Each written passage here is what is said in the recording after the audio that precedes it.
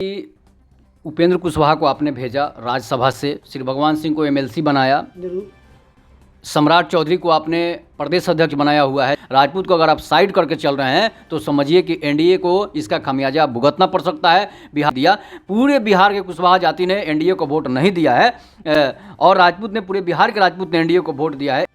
नमस्कार, आप देख रहे हैं रोड न्यूज़ और रोड न्यूज़ पे हमारे साथ एक नया मेहमान जुड़े हुए हैं, तो आइए इनसे बातचीत करते हैं उपेंद्र कुशवाहा जी के बारे में, जो कि हाल ही में राज्यसभा से ही राज्यसभा में जाने के लोगों को घोषणा कर दी गई है एनडीए के द्वारा।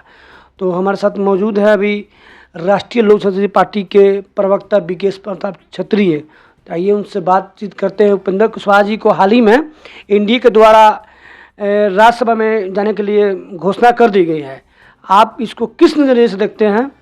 देखिए, सबसे पहली बात है कि उपेंद्र कुशवाहा को आपने भेजा राज्यसभा से, श्री भगवान सिंह को एमएलसी बनाया, जरूर। सम्राट चौधरी को आपने प्रदेश अध्यक्ष बनाया हुआ है, सीएम का उम्मीदवार बनाए हैं। अच्छी बात है कि आपने इन लोगों को अपना वोट साधने के लिए, कुशवाहा जाति के वोट को साधने के लिए आपने उनको उम्मीदवार बना दिया। लेकिन राजपूत जो है बीजेपी का बपौती नहीं है, बीजेपी का जो है वो कोर वोटर है और आप उसको चाह रहे हैं कि आप उसको साइड कर दें। राजपूत को अगर आप साइड करके चल रहे हैं तो समझिए कि एनडीए को इसका खामियाजा भुगतना पड़ सकता है। बिहार विधानसभा के 2025 के चुनाव में एनडीए गठबंधन को इसका खामियाजा भुगतना पड़ेगा, इसलिए कि जो राजपूत कोर वोटर है आपका समझिए कि पिलर वोटर है आपका, आप उसको साइड कर रहे हैं। आप एक बिहार से सांसद इतने राजपूत जीते हैं, फिर भी आपने मंत्री नहीं बनाया, और इसका सबसे बड़ा कारण है जो कुशवाहा जाति ने आपको वोट तक नहीं दिया।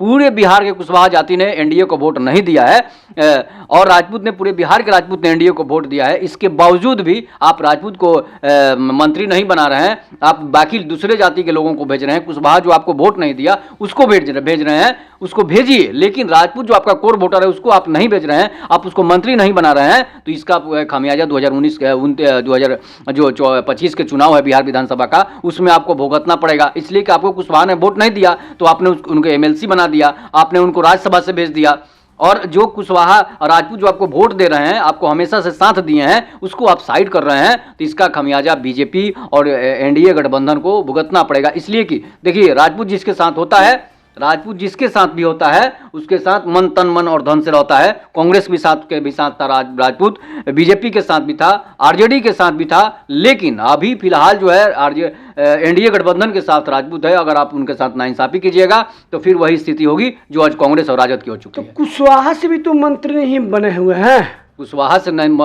जीते हैं तो कुशवाहा से मंत्री जो है एक भी बिहार से ठीक है नहीं बने होंगे। मानते हैं कि ये तो बीजेपी की गलती है, उनको बनाना चाहिए था, आप काहे नहीं बनाए? अब सम्राट चौधरी जब मेन है, मुख्यमंत्री के कैंडिडेट हैं, तो वहाँ मंत्री की क्या जरूरत है जब सम्राट चौधरी यहाँ के मुख्यमंत्री बनने वाले हैं?